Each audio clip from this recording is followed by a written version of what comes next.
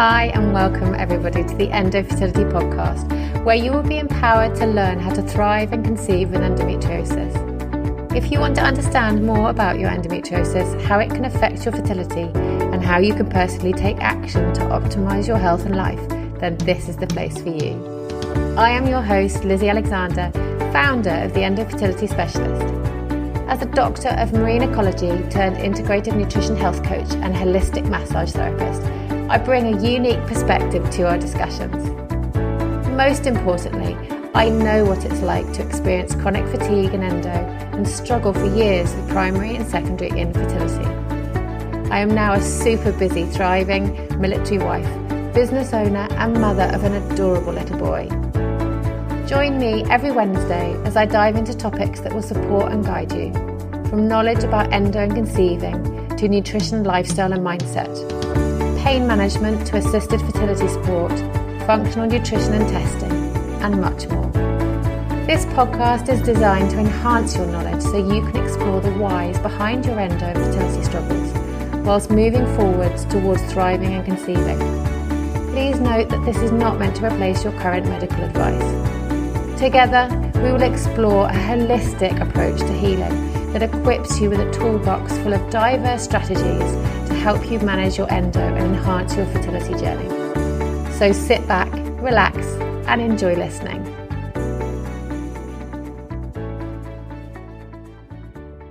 This episode is brought to you by my Ultimate Endo Fertility Library, available through the Endo Fertility app. This app, available on Apple and Google Play, makes it super easy to access valuable resources and courses right on your phone, even offline, making it perfect for meditations and travel. Inside the free library, you will find essential first steps to support your healing journey, including a quick start ebook, symptom tracker, delicious recipes, workbooks, guided meditations, and other helpful resources. So make sure to check out the show notes for the link to start exploring these resources today. Hey, welcome to episode 50, everyone. How are we all doing this week? Here, it's brewing a storm right now, and so it's a little bit colder than usual. I'm actually wearing a jumper, more to do with the air conditioning than outside. So schools are closed tomorrow in anticipation of the storm. So I'm sure it'll be fine here in central Muscat. So have you been keeping up with the episodes? Have you managed to leave a review? It would be amazing if you could do. I'd really appreciate it. So in this 50th episode, I really wanted to go through 5 signs that you're ovulating well and how these might look different if you have endometriosis and hormonal imbalances, and what symptoms you might actually be experiencing and what this actually means.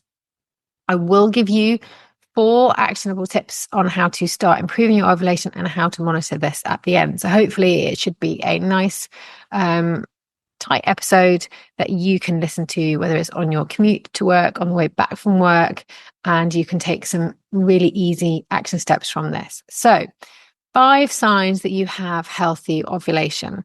What we're looking for, number 1, is a regular menstrual cycle. Now, healthy ovulation is often indicated by regular menstrual cycles, typically ranging from 24 to 35 days. So this is like kind of the typical length of the overall cycle. Now, if your cycles are consistent, this suggests that your hormones are fairly balanced and that then ovulation is occurring regularly. Now, I'm assuming you know when you ovulate, though if you're starting to try to conceive, you may not know when this is. Don't worry, carry on listening to find out more.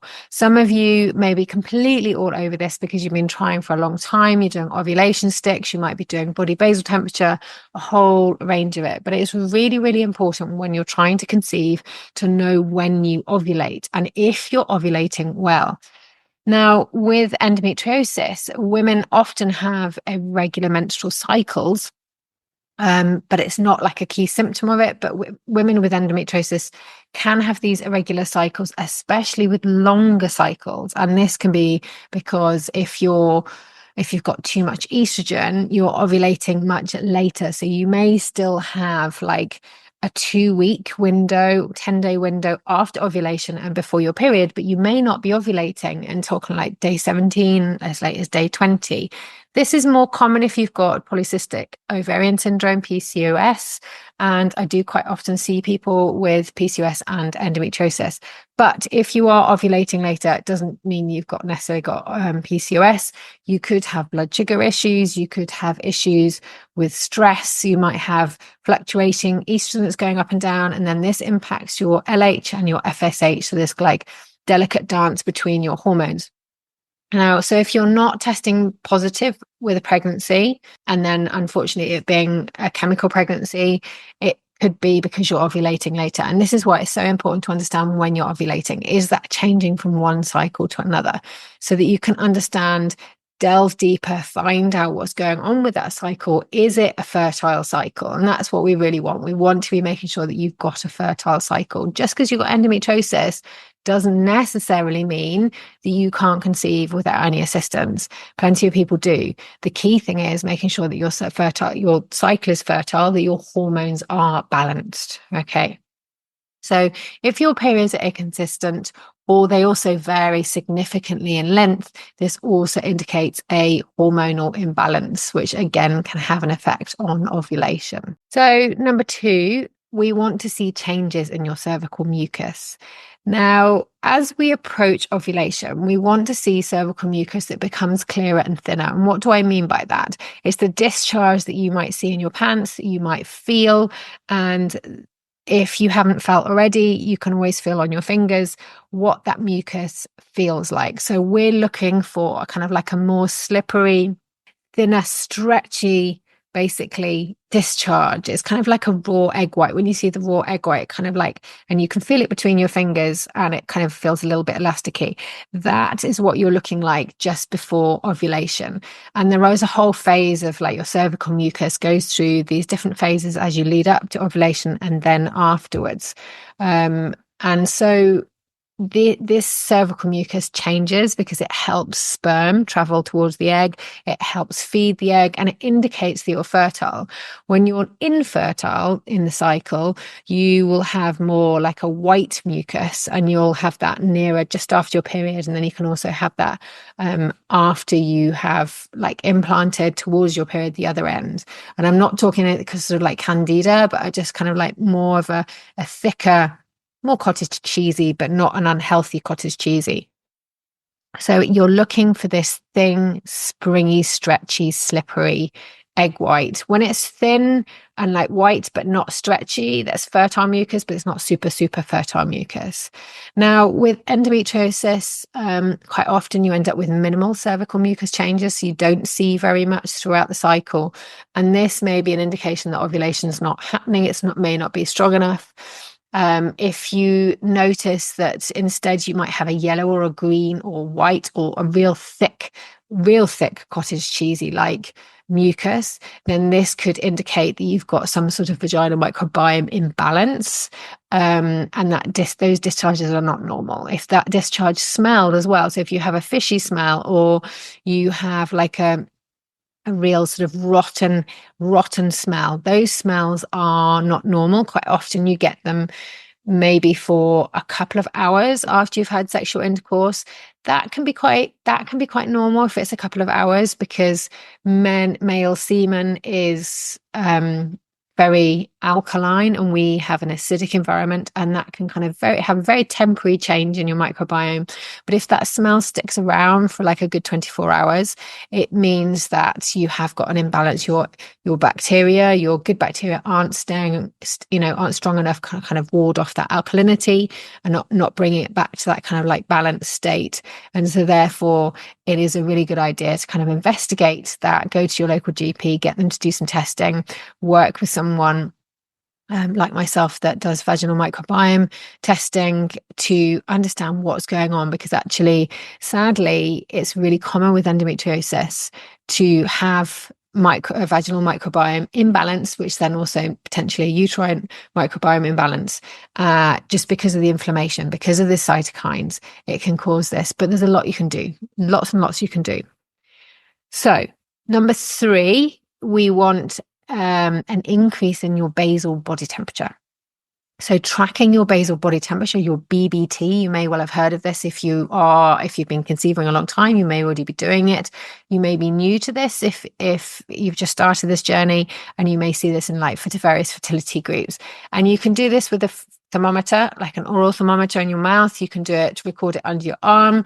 And then also you can get like vaginal insert thermometers that record overnight, and they can reveal that you have ovulated. So after ovulation, you're looking for a body basal temperature of a rise of 0.3 degrees C or 0.5 degrees Fahrenheit. And then this should remain elevated for 3 days. Now, this sustained increase in temperature signals ovulation has occurred. Now, with endo, you can sometimes end up with a low body basal temperature or a yo-yoing body basal temperature that just yo-yos through, and then or it increases but then doesn't stay sustained for those 3 days. And this, if you don't get this, it's sort of expected rise and staying for 3 days, it may indicate that ovulation hasn't occurred, or it's an unhealthy, it's a poor quality egg. So ovulation occurred but a poor quality egg. So we want to see this rise, and this can give you, so your body basal temperature can give you a real insight into what's going on with your cycle. For example, you can have an understanding that if your overall temperatures are lower than what we want, it can indicate that you've got a thyroid issue. And thyroid is really important, and I'll talk about it in a minute. Really, really important, because if your thyroid is not working optimally, it has a big knock-on effect with your ovulation. So number 4 is increased libido. So we naturally have a boost in our libido around ovulation. You may notice that suddenly your husband, your partner, is badgering you more, just regardless of whether you're trying or not. It's like you're on heat. They can just tell. And that's because of your hormones. Hopefully your libido has also risen during this time, and this coincides with the rising of these estrogen levels. So this heightened sort of sexual desire is nature's way of encouraging this procreation during your most fertile days. Now, with endometriosis, quite often there's a lack of libido, and this can be associated with hormone imbalances. There can also be associated with the fact that if you've got inflammation, you've got pain around sex. There could be a psychological element around that. So this is actually subduing your libido. So not just the sort of the physical aspects of the hormones. You may also be experiencing like symptoms such as severe mood swings, fatigue, weight changes around this time of your cycle, and then also inflammation. So inflammation is quite a big one around ovulation. And if you've got imbalance in hormones, then it obviously stops or slows this ovulation process. And then number 5, mild cramps and breast tenderness. Now, many women experience very mild breast soreness and tenderness around the time of ovulation due to these hormonal fluctuations.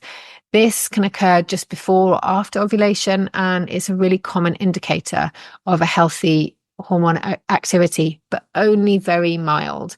If it's anything more than that, it can be an indication, particularly breast tenderness can be an indication that you've got an imbalance between your estrogen and your progesterone. Some women are so in tune with their body, they get a very mild cramp on the side, on your lower abdomen around the ovary that's actually ovulated. This is known as Mittelschmerz, and this is when basically the egg is released from the ovary, and it can be a sign that you have ovulated.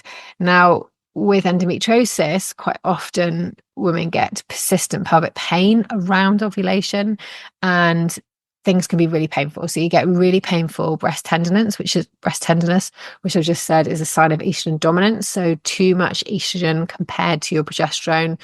Then with chronic pelvic pain around ovulation, also a lot of histamine symptoms, because your histamine raises with ovulation. So you may come out in hives, your cheeks might flare up, you might flare up with a lot of foods, whether, avocado, chocolate, kind of high histamine foods. You may get more itchy. I used to get quite itchy around the elbows because my skin would flare up. You might be more sensitive to like insect bites and that kind of thing during that ovulation period. And this is, of course, part of that kind of inflammatory picture, and the pain can be associated with any adhesions that you may have from the endometriosis as well. Now, a small amount of inflammation is actually really important. It's part of the natural, normal ovulation process, and it's actually needed. But when you have endometriosis and the area is inflamed, this inflammation can escalate, causing these severe cramps, and it can interfere with this normal ovulation process. Okay, so it's really important to recognize these signals, because once you start to recognize these signals, these symptoms, what you want it to be like and what you might be like, you start to understand your menstrual cycle. You start to understand what's going on with your body, and you can then understand what it is that you kind of need to do to optimize your chance of inflammation, your chances of conception. So now that you understand what a healthy ovulation picture kind of looks like, I want to go through a few quick tips to help you improve your ovulation.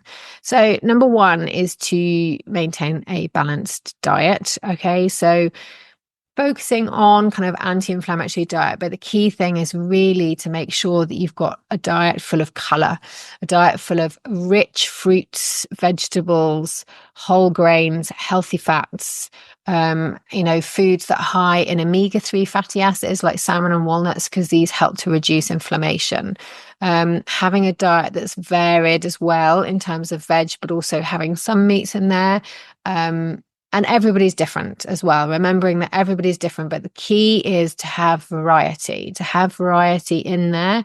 Some people don't get on so well with whole grains and pulses, and you will know whether that affects you or not, but diversity is key, and that diversity across a week.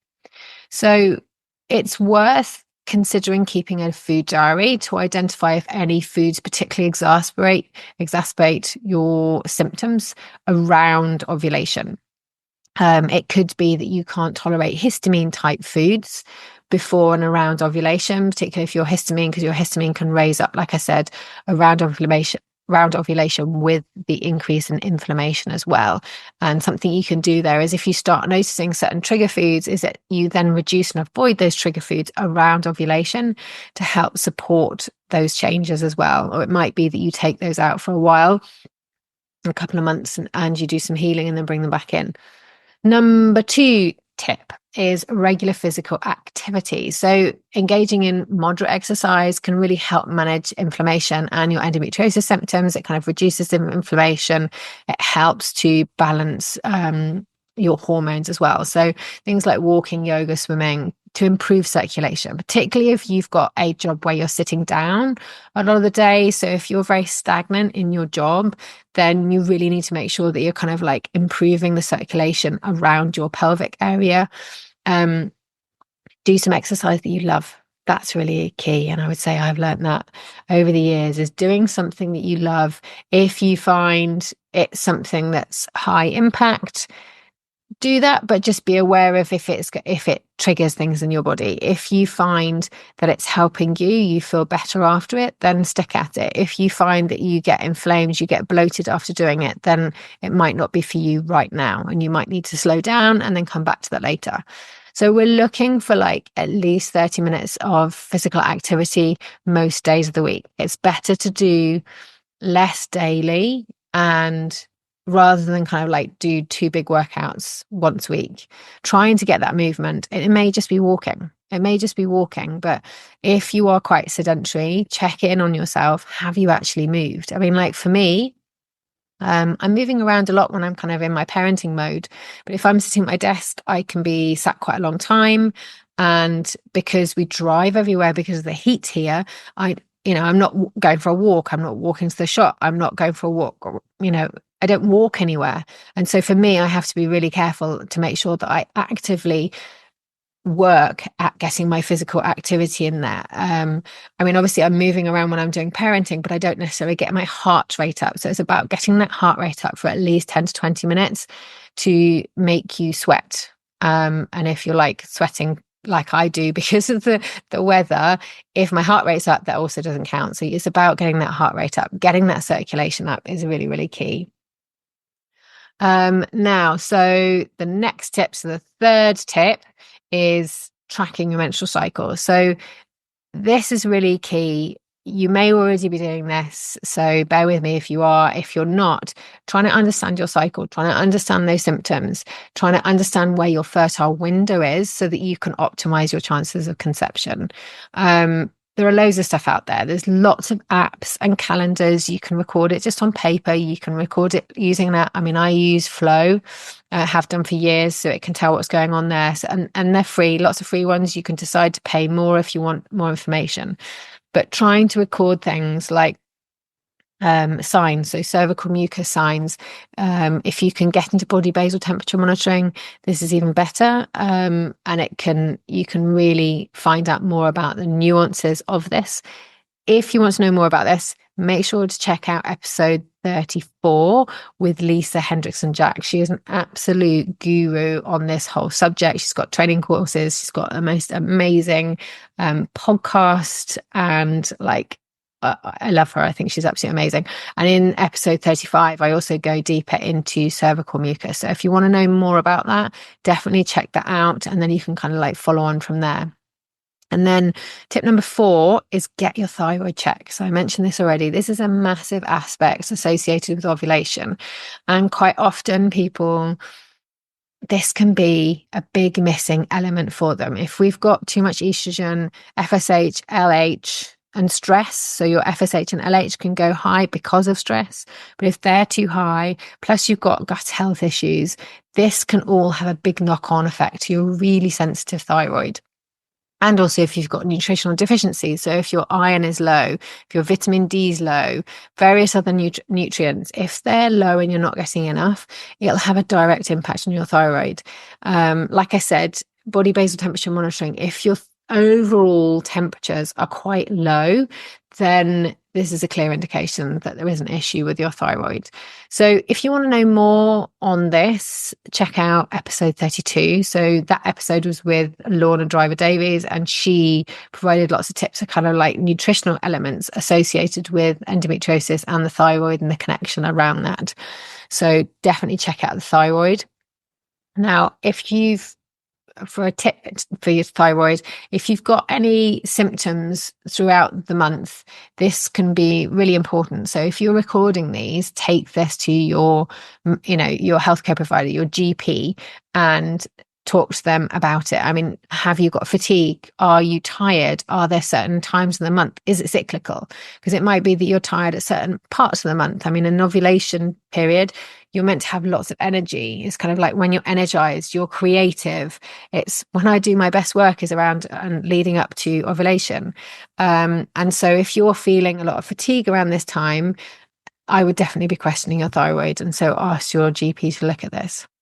So I hope these tips will empower you to take proactive steps forward. Quite simple, but actually really effective. Sometimes these can be major missing elements, and they can improve your chances of conception.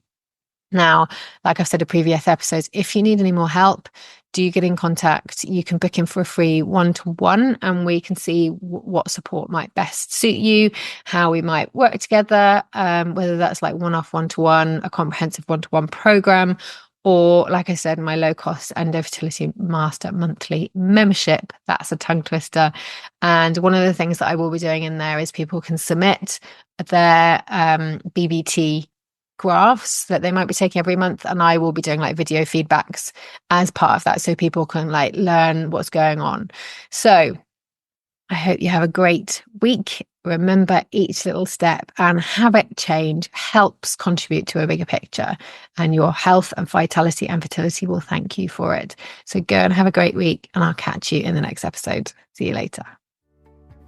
Thank you so much for listening. I hope you enjoyed this episode and found some useful tips and actions you can take away and put into practice. If you loved listening, be sure to subscribe so you'd never miss an episode. It would be amazing if you could take a minute to leave an Apple or Spotify review. Your feedback helps us reach more women who might benefit and keeps the podcast going strong, and it only takes a second. If you know someone who would love to listen to this episode, please share it with them. So this season, I'm introducing the podcast goodie bag, where you will get access to a range of fantastic freebies contributed from our guests. To do this, you just have to sign up to the Fertility mailing list, which is where you'll be the first to hear my inner thoughts, tried experiences, and the latest products and service launches. The link to the podcast goodie bag sign up page is in the show notes below. Enjoy the rest of your day, and I'll see you next week for another episode.